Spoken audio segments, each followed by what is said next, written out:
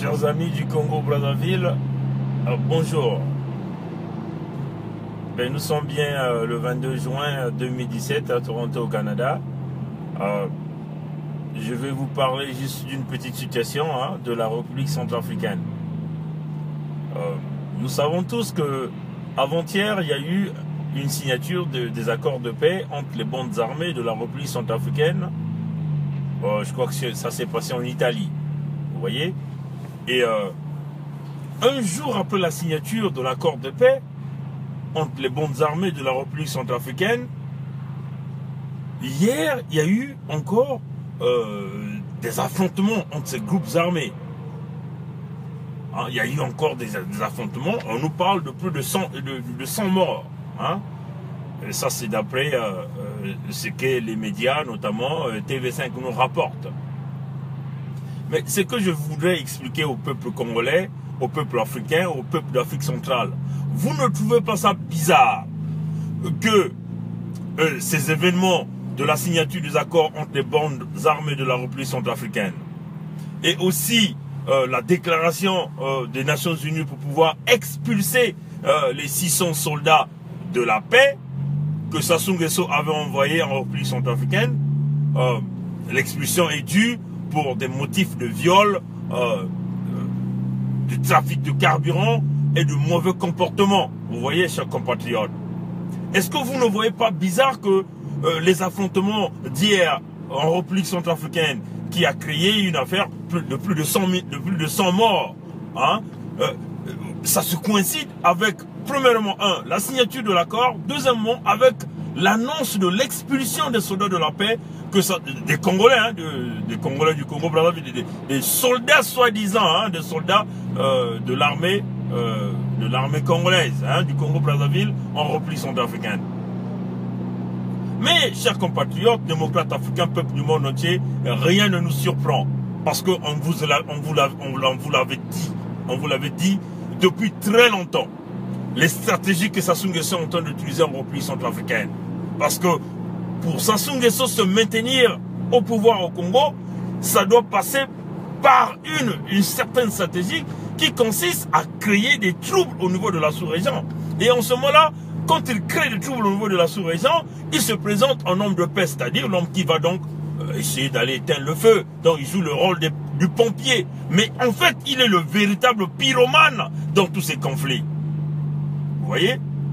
Donc les Nations Unies annoncent que les soldats de Sassou Nguesso doivent quitter pour des motifs d'incompétence, des viols, des vols, ainsi de suite. Et le lendemain, il y a déclenchement des affrontements. C'est vraiment bizarre, ces compatriotes. C'est vraiment bizarre, chers amis africains. C'est vraiment bizarre, chers amis européens, chers amis américains et chers amis canadiens. C'est vraiment bizarre. Pour ceux qui nous suivent, ils doivent comprendre, ils doivent suivre le fil des idées, le fil des événements. Vous comprenez que quand on vous dit Sassou est très mauvais, non pas seulement pour le Congo, mais aussi pour toute la sous-région, vous allez comprendre par la République centrafricaine. Donc, la République centrafricaine est devenue un terrain de jeu où Sassou arme à gauche, arme à droite, finance à gauche, finance à droite, pour continuer de régner comme le seul maître de la sous-région. Voilà pourquoi nous vous appelons, chers amis, à la vigilance. Aussi, une façon de vous dire, si déjà, pour la communauté internationale et ceux qui nous suivent, si déjà les militaires de Sassou se sont très mal comportés dans un pays étranger, sous la couverture des Nations Unies, donc de casques bleus, ils ont sué la réputation des casques bleus au niveau de la République centrafricaine.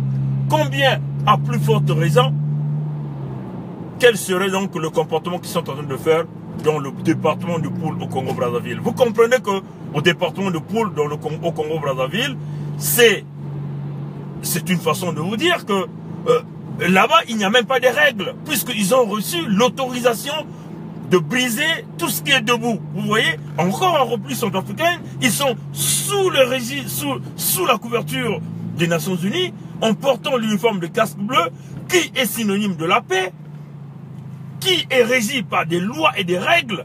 Ils n'ont pas pu se contrôler, ils n'ont pas pu bien se comporter. Ils ont brillé de l'indiscipline, ils ont brillé des comportements de viol, des comportements de vol, Mais combien à plus forte raison là où il n'y a aucune loi, notamment dans le département de Poul. Donc vous comprenez que ce qui se passe dans le département de Poul, c'est un véritable carnage. Un véritable carnage qui est en train de se faire. Voilà un peu ce que nous voulons ici montrer, les deux traits, la coïncidence entre les signatures des accords de paix en Italie avec les bandes armées de la République centrafricaine. Un jour après, donc hier, il y a eu encore des affrontements, des violentes affrontations, des violentes confrontations entre les bandes armées avec des centaines de morts.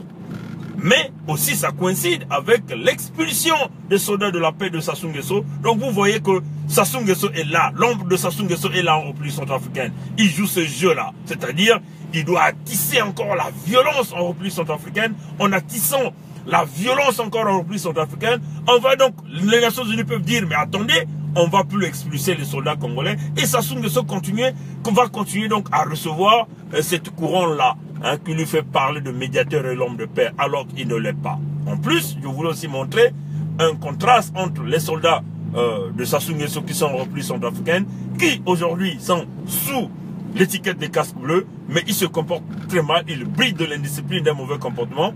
Maintenant, vous pouvez vous imaginer, dans le département de Poul où il n'y a aucune loi, c'est une façon de vous dire qu'il y a un carnage qui se fait dans le département de Poul, un département qui était au départ à 280 000 habitants.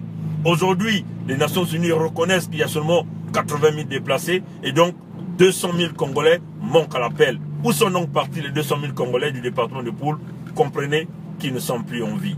Voilà un peu le grand message de, de la journée d'aujourd'hui et on vous souhaite une bonne journée. Encore, on veut dire bonjour aux femmes du Congo, bonjour à tous les jeunes du Congo, à tous les jeunes Africains, à tous ceux qui luttent pour la liberté pour leur pays. Et nous pensons que un jour la liberté viendra et que Dieu bénisse le Congo-Brazzaville et passez une bonne journée. Merci, au revoir.